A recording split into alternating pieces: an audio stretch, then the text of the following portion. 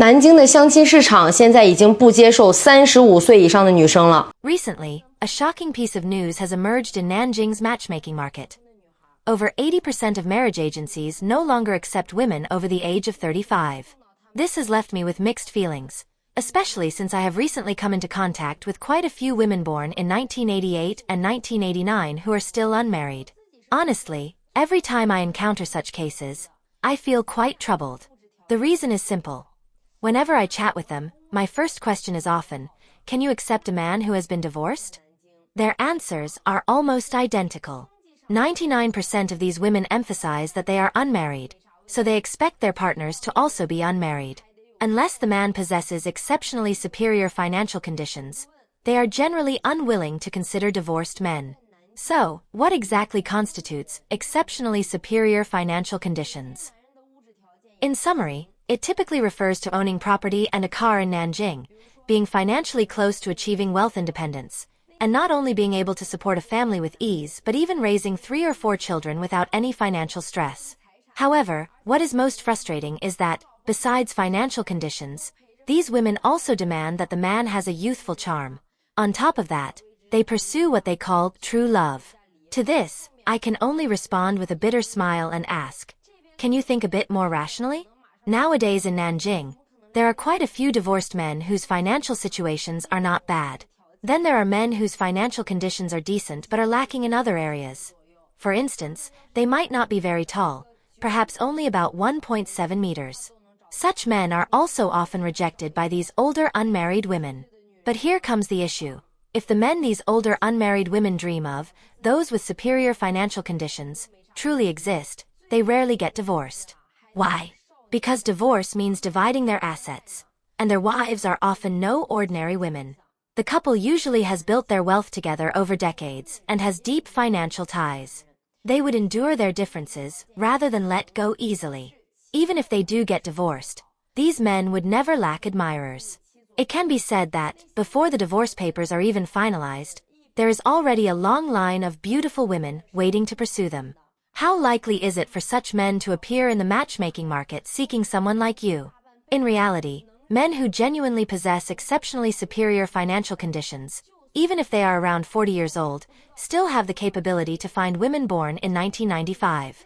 In other words, their choices in partners are far broader than those of ordinary people. For these men, seeking a woman approaching 40 years old simply does not align with their practical needs. When you think about it carefully, such a situation is truly frustrating and disheartening. 为什么优质呢？我先来说一下我的条件。Hello everyone, I am 32 years old and often referred to as a high-quality leftover woman. Why am I considered high quality? Let me first introduce my qualifications. Currently, I have savings of 4 million yuan, 5 properties under my name, and 2 cars. My monthly income exceeds 30,000 yuan. In terms of appearance, I am tall, well-educated, fair-skinned, attractive, and have a pair of long legs. With such qualifications, how could I not be considered high quality? It's no exaggeration to say that if I didn't share this information online, you might not even have the chance to line up to meet me. As a young woman who has achieved so much at this age, am I not high quality? Although I believe my qualifications are excellent, my requirements for future marriage are not too high. My expectations are as follows. 存款1000万，名下有5套房子，最好给我买个别墅，然后再给我买个直升飞机。因为我一直有个心愿，就是说我想环游世界，然后我觉得如果说开直升飞机，有个直升飞机的话会更方便一些。我觉得我不管我每个月赚多少钱，男人一定要付出的，因为2个人生活在一起就要共同去经营。因为我觉得人生就像打电话，不是你先挂就是我先挂，所以我觉得一个男人一个月最少赚100万，不然的话真的就是个废物。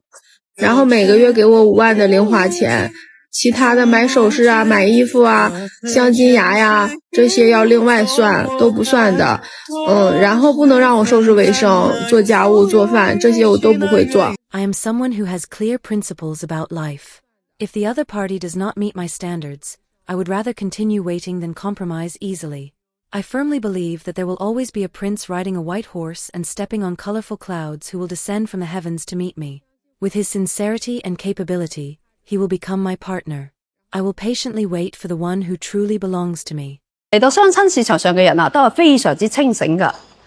The men in the matchmaking market here in Guangzhou are very clear-headed. Yesterday, a 51-year-old man came to us, and surprisingly, he rejected a 35-year-old woman outright.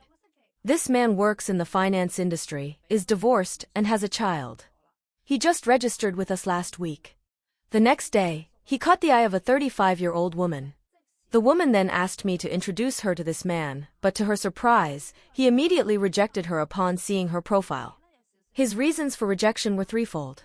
First, he felt that the woman, at 35 years old, was already too old. He believed her reproductive value had significantly decreased, and even if she were to get pregnant, the risks would be high. Second, this man holds a master's degree, whereas the woman only has a bachelor's degree. He considered her education level to be relatively low and believed she would not contribute to his career development or social connections in any way. Third, he pointed out that, despite being 35 years old, this woman had no savings at all and didn't own a car. What does this indicate? The man thought it showed a lack of ambition. Additionally, he believed it reflected poor financial management, as she appeared to spend everything she earned without saving, leaving herself with no ability to withstand financial risks. For these reasons, he firmly rejected her advances. Do you think this man made the right decision, or is he being overly picky? 一个特别优质的大龄未婚剩女，至今单身未婚。I am a high-quality older single woman, still unmarried to this day. When it comes to why I remain single, I have summarized two main reasons. First, men with average conditions often lack the courage to approach me for matchmaking. Second, some men, due to a lack of confidence, keep their distance from me. They feel they are not good enough for me and thus dare not pursue a relationship with me. As for those who have gone on matchmaking dates with me but failed to follow through, I believe most of them lack vision and fail to recognize my value. However, I never let this discourage me. I started matchmaking 10 years ago, and although I have not yet succeeded, I remain optimistic. More importantly, I have never lowered my standards for a partner. I am very confident in myself. Whether it is appearance, financial status, educational background, or capability, I consider myself far superior to most people. I firmly believe that one day I will meet my Prince Charming. I was born in 1988, the year of the dragon. I am 1.62 meters tall and unmarried. My hometown is in Sichuan and my family background is simple. My parents are alive and I have a younger brother. During university, I studied at a teacher training university and became an English teacher after graduation. Later, I decided to resign and start my own business. Currently, I work in the fields of the internet and ecological agriculture with an annual income of at least 200,000 yuan. Now, I own a fully paid house and car in Chengdu with no loans or financial burdens. In my daily life, I have very healthy habits. I don't smoke, drink, or play cards. I don't go to nightclubs and rarely stay up late. My lifestyle is simple. Besides working, I usually spend time at home doing household chores. I especially love doing chores such as folding clothes, cooking, cleaning, and organizing rooms, which make me feel relaxed and fulfilled. At the same time, I have many hobbies, including reading, outdoor hiking, yoga, dancing, cooking, volunteering, and running marathons. I also have a particular fondness for traditional culture and tea appreciation. These interests not only enrich my life but also broaden my mind and horizons. From appearance and family background to personal abilities and mindset, I have always believed that very few men can truly match me. I dare to say this, so I will not settle for just anyone. I prefer to wait for someone who truly matches me.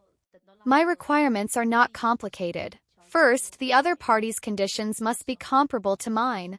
Second, he must recognize and appreciate my value. Third, we must be able to admire and respect each other. Moreover, I have high standards for my partner's character and upbringing. He must be a responsible and dependable man. As for age, I was born in 1988, and I hope the other party is no more than 5 years older than me or up to 8 years younger. I feel I look quite young and don't want to end up with someone who looks like an old man. Can you understand this idea? I hope to meet someone who meets my requirements and resonates with me on a spiritual level, fulfilling my dreams of love. 以后35岁以上的姑娘我就不收了，这是市场决定的。 Today, let's discuss some very realistic issues in the matchmaking market. We have decided that from now on, women over the age of 35 will no longer be accepted by our agency. This is the result of market rules. Previously, I advised women to get married as early as possible and not to delay until the age of 30. As a result, I was criticized harshly by some women, who accused me of meddling in their business. Some of them said they would rather remain single than settle for less. Others claimed that even after turning 30, they could still live a wonderful life, and even get remarried with a child to a wealthy and handsome man. To this, all I can say is, preserve the last bit of your dignity and keep dreaming. Let me share a real case. A 34-year-old woman approached me several years ago when she was around 28 or 29, asking me to help her find a match. At that time, her conditions were quite good. She worked at a public institution, owned a house and a car, and was attractive. Back then, she was not yet 30, and there were indeed many men pursuing her. She said her requirements for a spouse were not high. She just hoped to find someone she found pleasing to the eye, who also worked in a public institution. Sounds like a modest request, right? But later, when it came to actual matchmaking, problems kept arising, one after another. I introduced her to a man who was 1.7 meters tall and worked in a public institution, but she disliked him for being too short, saying it would be embarrassing to walk together. Then I introduced a 1.85 meter tall teacher, and she complained he was too tall and skinny, looking like a skeleton. When I introduced a civil servant, she said he had too much authority and worried about being controlled by him. Finally, I found someone with a good height, decent appearance, and a job at a major internet company, but she said he was too busy to spend time with her. After several years, I introduced her to at least 20 or 30 men. Either she didn't like them, or they didn't like her. Now, at 34, she has started telling me that she regrets it. She says she is willing to marry as long as the conditions are reasonable, and she's even considering a flash marriage. In reality, once a woman passes 30, the quality of matchmaking prospects does decline significantly, one worse than the next. This woman even asked me, why are the resources on my side getting worse and worse? Does she really not understand? Men of the same age and similar conditions as her are mostly already married. The few excellent men left tend to prefer younger women over someone past 30. She told me, it's not that I don't want to get married, but the older I get, the more unwilling I am to settle. I also don't want to compromise by choosing someone with poor conditions. On the surface, she claims she has no high standards, saying all she wants is someone with a good character. But in reality, she is still trying to pick up a bargain, longing for that one in a million wealthy and handsome man. Whenever she finally meets someone suitable and arranges to meet, she either has something else to do today or is unavailable tomorrow. After missing out, she is filled with regret. She even tried to contact some of the men she had rejected before, only to find they were already married with kids. She feels unwilling to accept this outcome, and I feel helpless too. I advised her to consider divorced men if there's no particularly suitable option, as some divorced men have good conditions. But she adamantly refused, angrily saying, I'm single, how could I marry a divorced man? Fine, then keep waiting. Recently, one of her cousins, who is 9 years younger, got married. This incident completely shattered her. She feels anxious, doesn't dare to return to her hometown, and thinks that being unable to marry makes her feel particularly inferior and ashamed. This isn't me creating anxiety, it's reality staring her in the face. Ladies, I just want to tell you one thing. Once a woman passes 30, you'll find that your choices become increasingly limited. Not only will your appearance and figure change significantly, but your fertility value will also decline accordingly. This is determined by market rules. Who doesn't want to buy fresh cabbage in the morning? Crisp and tender. But by evening, even at a discounted price, few are interested. Yes, you might be excellent and earn a lot, but this is the matchmaking market. What you need to compete with are not your economic value, but your fertility value and age value. These are your core competitive advantages in the matchmaking market. If you are slightly older, then show a bit of femininity and be gentle. Economically, you can help alleviate some of the man's financial pressures. But if you refuse to give anything and insist on maintaining an attitude of what's mine is mine, and what's yours is also mine, or even oppressing the man at home, unless someone loves you deeply, no one would want to stay with you. The most important thing for a woman is her age. Don't let your career or a focus on making money delay your marriage. A smart woman seizes the opportunity when she's young. If you delay for too long, you'll only be harming yourself in the end. Therefore, our agency has decided not to accept women over the age of 35 anymore. Such cases are really hard to succeed in, and it's difficult to earn matchmaking fees. Often, we're even criticized by these women for being unprofessional and not having excellent male resources. 我是一个35、6岁的大家所谓的大龄剩女，但是 I am a 36-year-old woman, labeled as one of the so-called leftover women by some. However, I do not accept this label, nor do I believe I fit the stereotype of an older woman who has been left behind. From your perspective or mine, it's clear that we have very different understandings and perceptions of the world. Some people say that women like us, at a slightly older age, are hard to manage, too opinionated, have seen too much, and even make some people feel pressured because of our independence. In my view, this is nothing more than the projection of weak individuals. Let me tell you this. Truly strong people don't care if a woman is powerful. Their inner strength and confidence are sufficient. They won't feel threatened by someone else's excellence. On the other hand, only men with fragile hearts would feel hurt when a woman is stronger than they are. These men are trapped by trivial insecurities and incapable of accepting a strong partner. This mentality is the greatest obstacle to their own growth. As for those men who complain that women are too strong, perhaps they should first reflect on themselves. Are you truly excellent enough? Are you truly strong enough? The successful men I've met rarely care about whether women are strong or independent. To them, family and shared values matter most, and everything else is insignificant. Truly capable and confident men won't feel threatened by their partner's excellence. They appreciate each other's strengths and understand that being outstanding and independent are not flaws, but rather assets that help both partners grow together. So, what I want to say is, don't judge the world I see through your perspective, and don't define my life by your values. Everyone has their own choices and judgments. You are free to hold your opinions, just as I will stick to my beliefs. Since our views differ, there's no need to persuade each other. The most important thing is for each of us to work hard, cheer for ourselves, and live our lives in our own way. Many matchmaking agencies and marriage service providers have begun to express blunt opinions about certain women, especially older women.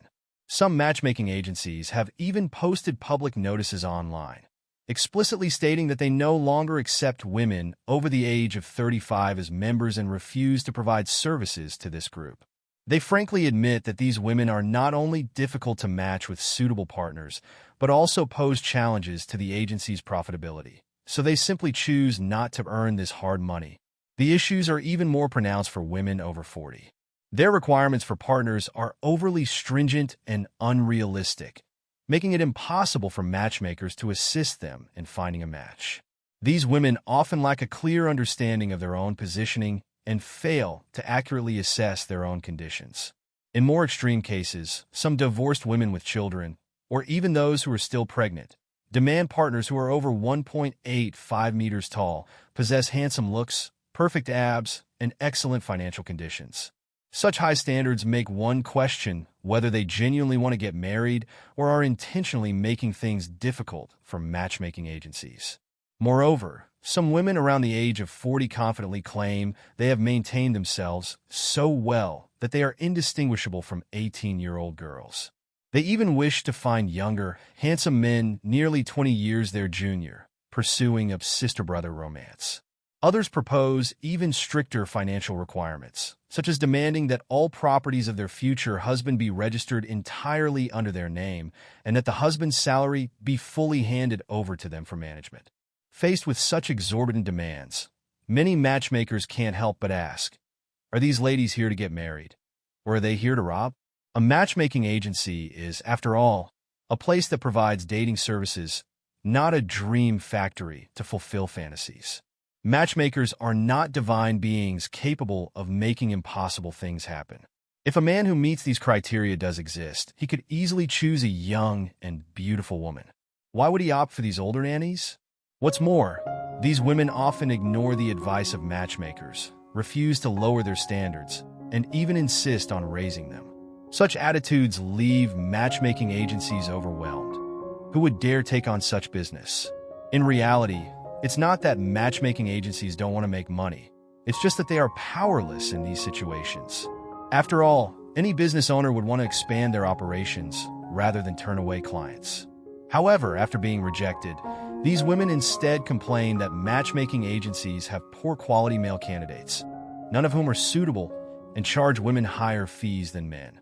Yet, they rarely reflect on themselves, believing that the problem never lies with them. In contrast, men tend to have a more practical mindset. They usually have a clear understanding of their own conditions and look for partners that match their level, resulting in a relatively higher success rate. This is also why matchmaking agencies are more willing to cater to men, finding it easier to make money from them. On the other hand, these older unmarried women, approaching 40, continue to indulge in delusions, fantasizing about being like the heroine in a romantic drama, being swept off their feet by a young millionaire overnight. Such dreams, unfortunately, can only be seen in dreams.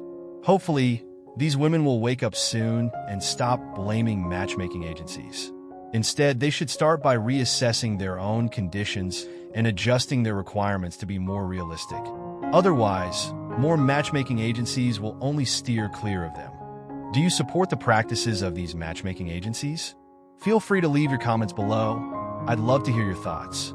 If you enjoyed this video, please like and subscribe to our channel. Your support means a lot to us, and we'll continue to bring you better content. Thank you for watching, and see you next time.